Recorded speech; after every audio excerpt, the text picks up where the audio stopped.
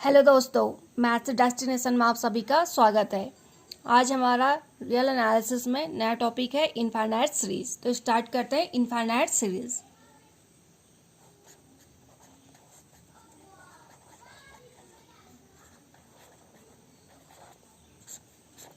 Infinite series, a series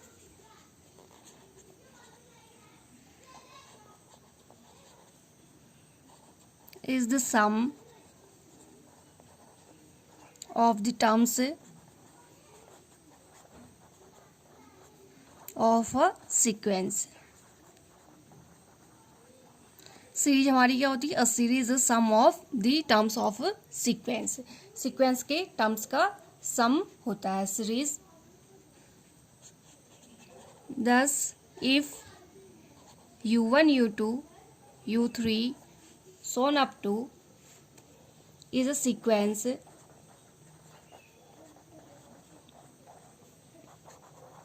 then the sum u1 plus u2 plus u3 plus so on up to of all terms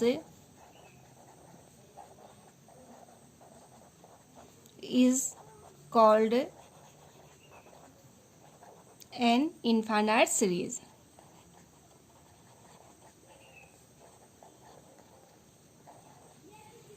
and is denoted by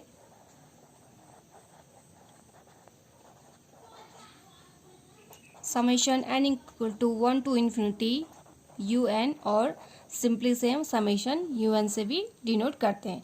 a series is the sum of the terms of sequence के terms का sum होता है। Thus if u1 u2 u3 Son of to un हमारे क्या sequence है, then the sum u1 plus u2 plus so on up 3 u3 Son up 2 of all the terms is called an infinite series and is denoted by summation n equal to 1 to infinity un, और simply से हम summation un से denote करते हैं। a sequence sn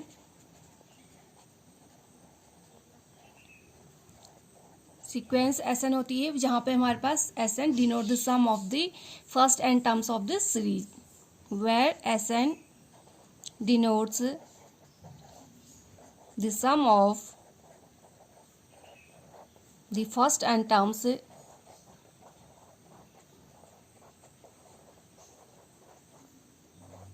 of the series।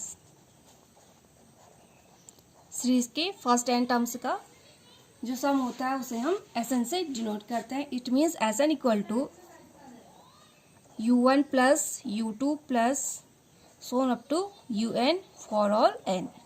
तो हमारी ये infinite series होगी जहाँ पे Sn हमारा सीक्वेंस होता है और Sn को हम infinite denote the sum of first n term से डिनोट करते हैं सीरीज के। It means Sn equal to u1 plus u2 plus so on up to un। This sequence Sn is called the sequence of partial sums of this series। Sequence ऐसा इसे हम sequence of partial sums of the series कहते हैं। And the partial sums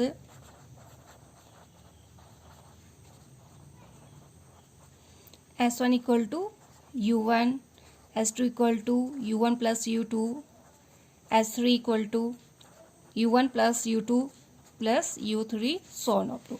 इन्हें हम partial sum कहेंगे। First partial sum S1 equal to u1, S2 equal to u1 plus u2, S3 equal to u1 plus u2 plus u3। इस तरह S4 आएगा u1 plus u2 plus u3 plus u4। ये हमारे partial sums होते हैं।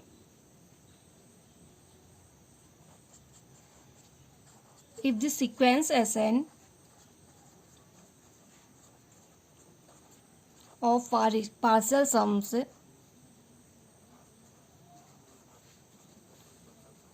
converges,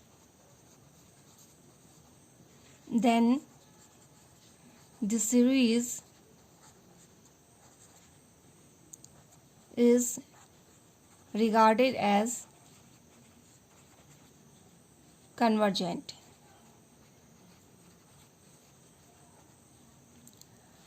अगर हमारे पास sequence S n partial sum क्या हो जाएंगे, अगर कन्वर्जेंस होंगी तो the series is regarded as convergent, उसके रिगार्ड में जो सीरीज होगी वो भी क्या होगी, कन्वर्जेंट होगी. If the sequence Sn of partial sums converges, then the series is regarded as convergent and limit Sn is said to be the sum of the series. The sum of the series. और जो limit Sn होगी उसे हम सम of the series कहेंगे. If, however, Sn does not tend to a limit,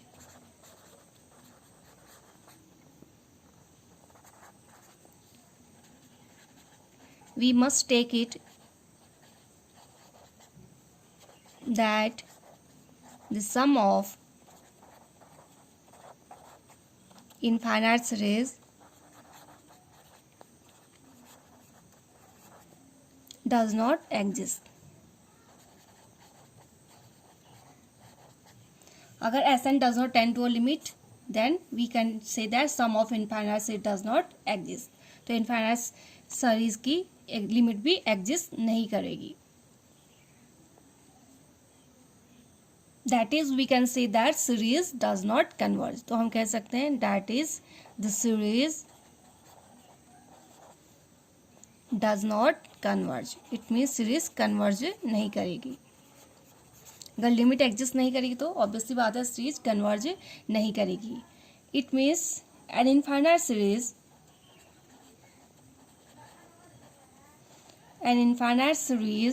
is said to converge, diverge or oscillate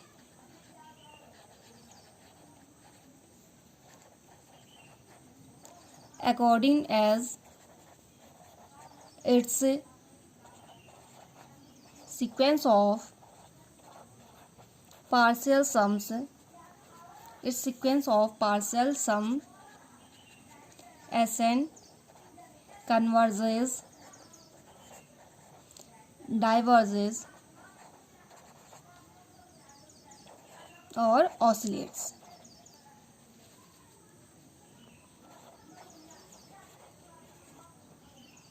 तो हम इसे कह सकते हैं infinite series set to converge, diverge और oscillate according as इस sequence of partial sum Sn converge, diverge और oscillate. अगर उसके sequence के partial sum converge, diverge और oscillate होगी तो infinite series भी हम कह सकते हैं infinite series converge, diverge और oscillate हो रही है. A necessary condition for convergence. Convergence की necessary condition देखते हैं, इससे related theorem है. A necessary condition for convergence of an infinite series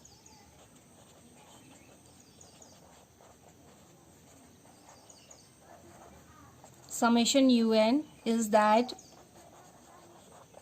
limit n tending to infinity un equal to 0. तो नेसेसरी कंडीशन है कन्वर्जेंस ऑफ इनफाइनाइट सीरीज की, convergence की necessary condition है that limit n tending to infinity u n equal to 0. It means उसका n term की limit अगर 0 होगी तो सीरीज हमारी क्या हो जाएगी, कन्वर्जेंस हो जाएगी. कन्वर्जेंस के लिए ये नेसेसरी कंडीशन है कि एन टर्म की लिमिट 0 होनी चाहिए. कुछ नोट है. नोट फर्स्ट है limit u n equal to 0 does not prove that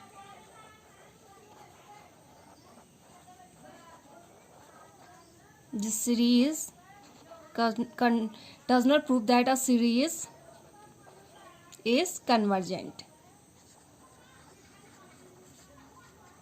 अगर limit u n equal to 0 होगी तो इसका मतलब ये नहीं है कि सीरीज क्या होगी हमारी कन्वर्जेंट होगी. लिमिट यू एन हमारी क्या है, कन्वर्जेंट की नेसेसरी कंडीशन है. कन्वर्जेंट होगा तो ये लिमिट यू एन की वैल्यू 0 होनी चाहिए. अगर limit u n equal to 0 है तो इसका मतलब ये नहीं है कि सीरीज हमारी कन्वर्जेंट होगी. सेकेंड है however limit u n does not equal to 0 proves that this series does not converge.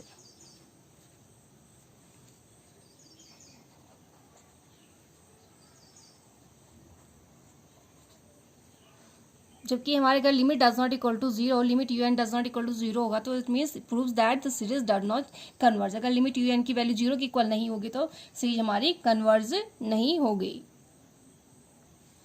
Example देखते हैं। सो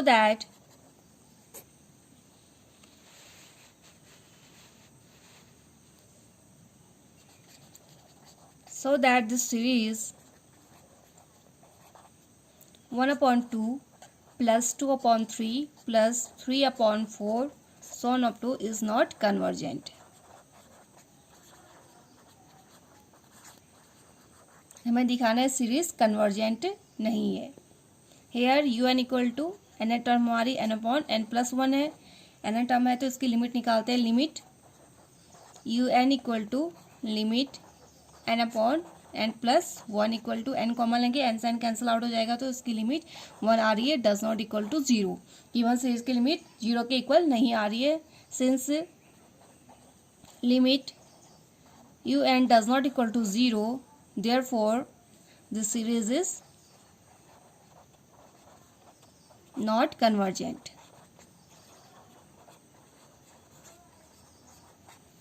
लिमिट यू एन की वैल्यू 0 के इक्वल नहीं आ रही है, इट मीन्स सीरीज की हमारी कन्वर्जेंट नहीं है। नेक्स्ट है Cauchy's. Cauchy's general principle of convergence for series. Cauchy general principle of convergence for series. तो इससे रिलेटेड थ्योरम है a series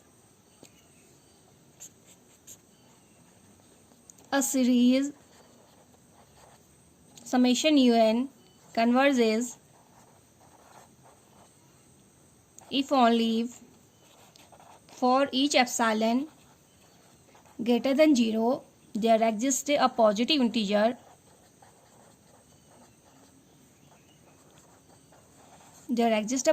integer m such that modulus of un plus 1 plus un plus 2 so on up to un plus p is less than epsilon for all n greater than equal to m and p greater than equal to 1. Series summation un converges if only if for each epsilon greater than 0 there exists a positive integer m such that modulus of un plus 1 plus un plus 2 so on up to un plus p less than epsilon for all n greater than equal to m and p greater than equal to 1. ये हमारी causes general principle of convergence for series है। तो इससे related example देखते हैं। Example है so that this series summation 1/n does not converge। हमें दिखाना है सीरीज समेशन 1/n कन्वर्ज नहीं है।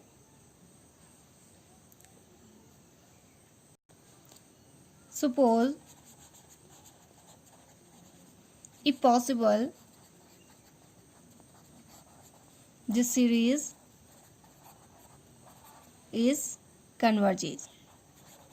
दिस सीरीज कन्वर्जेस हम लेके चल रहे हैं। If possible suppose this series converges therefore for any given epsilon से एप्सिलॉन की वैल्यू हम 1/4 कंसिडर कर लेते हैं। There exist a positive integer m such that Cauchy general principle use कर लेते हैं। un plus 1 it means 1/n plus 1 plus 1/n plus 2 plus 1/2 un plus p था तो इट मीन्स यहाँ पे un प्लस की जगह पे n प्लस p हो जाएगा less than epsilon for all n greater than equal to m and p greater than equal to 1। In particular if n equal to m consider कर लेते हैं and p equal to m consider कर लेते हैं, तो value आ जाएगी 1/n+1 plus 1/n+2 Son up to 1/n+p की value आ जाएगी 1/m+1 के equal plus 1/m+2 so on up to 1/2m के इक्वल वैल्यू आ जाएगी। हमने यहाँ पे n equal to m and p equal to m value रखी, तो ये हमारे इसके इक्वल आ जाएगी। Is greater than m into 2/m equal to 1/2 आ जाएगा, which is greater than epsilon, because हमने एप्सिलॉन 1/4 मानी थी, तो 1/4 से बड़ी वैल्यू होती है half, it means half is greater than epsilon, where epsilon equal to 1/4 हमने कंसिडर की थी, it means equal to 1/2 is greater than epsilon, thus therefore is a contradiction. तो हमें कंट्राडिक्शन मिल गया, एप्सिलॉन की वैल्यू बड़ी होनी चाहिए लेकिन हमारे पास एप्सिलॉन की वैल्यू छोटी आ रही, तो इट मीन्स हमारे कंट्राडिक्शन मिल गया है। The given series does not converge, given series does not converge. ये वैल्यू हमारी लेस देन एप्सिलॉन होनी चाहिए, बट ये हमारी ग्रेटर देन एप्सिलॉन आ रही है, इट मीन्स हमें कंट्राडिक्शन मिल गया, hence series does not converge. It may also seen that limit, हम यहाँ से भी देख सकते हैं limit un equal to limit n term हमारी 1/n है, तो 1/n equal to value put करेंगे तो 0 आ जाएगी, even though this series does not converge. Limit un की वैल्यू हमारे 0 आ रही, फिर भी हमारे सीरीज क्या है, कन्वर्ज नहीं है। हेंस अभी हमने नोट में पढ़ा था, अगर un equal to 0, limit un equal to 0 आ रहा है, तो इसका मतलब ये नहीं कि सीरीज हमारी कन्वर्ज होगी, तो ये उसका एग्जाम्पल हो जाएगा। लिमिट un की वैल्यू हमारी 0 इक्वल आ रही, बट सीरीज हमारी कन्वर्ज नहीं है। Limit un equal to limit n term हमारी 1/n है, लिमिट रखेंगे तो 0 के इक्वल आ रही, even though the series does not converge, series does not converge. Limit n term में हमारी 0 आ रही, फिर भी हमारी सीरीज हमारी कन्वर्ज नहीं है। Limit un equal to 1/n equal to 0, series does not converge. Some preliminary theorems देखते हैं, कुछ थ्योरम्स हैं।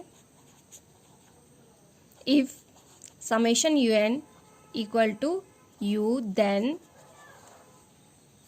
summation c into un equal to cu independent of n से independent होगा,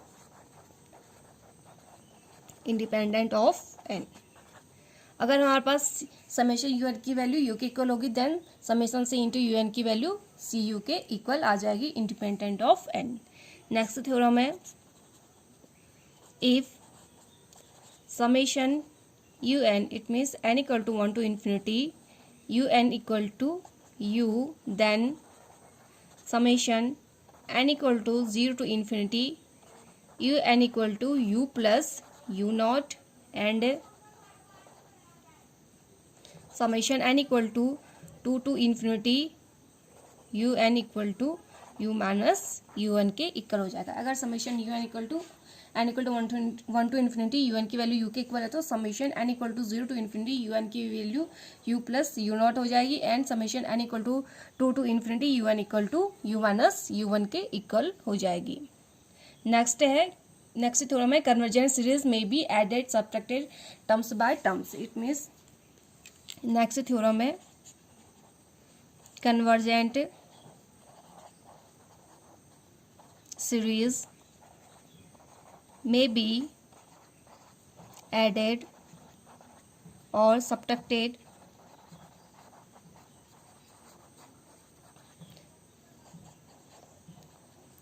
term by term if summation un equal to u, summation vn equal to v, summation wn equal to w, if summation un equal to u, summation vn equal to v, then summation wn equal to u plus minus v के equal आ जाएगी, where wn equal to un plus minus vn for all n. It means convergent series may be added or subtracted term by term. Summation un की value u के equal, summation vn equal to v, then summation wn equal to u plus minus v, where wn equal to un plus minus vn for all n. If any 2 of the 3 series are convergent,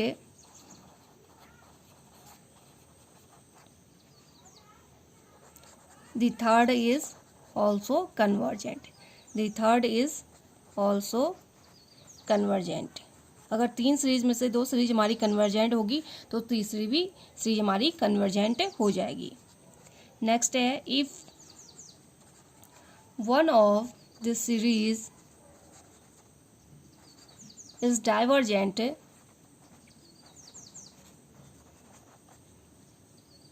and another is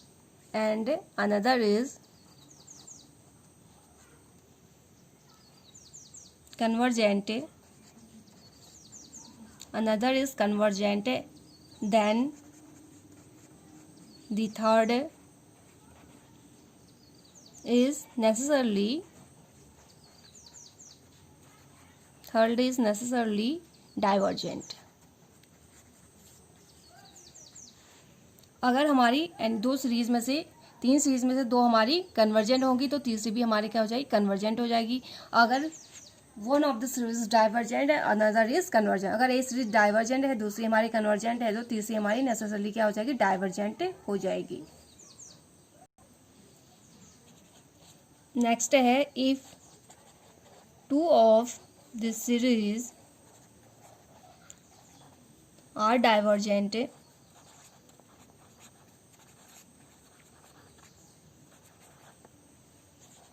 no conclusion can be drawn about the behavior of the third, which may converge or diverge. अगर हमारी 2 series divergent होगी तो हम इससे कोई conclusion नहीं निकाल सकते कि थर्ड वाला हमारा क्या होगा. वो हमारा कन्वर्जेंट भी हो सकता है और डाइवर्जेंट भी हो सकता है.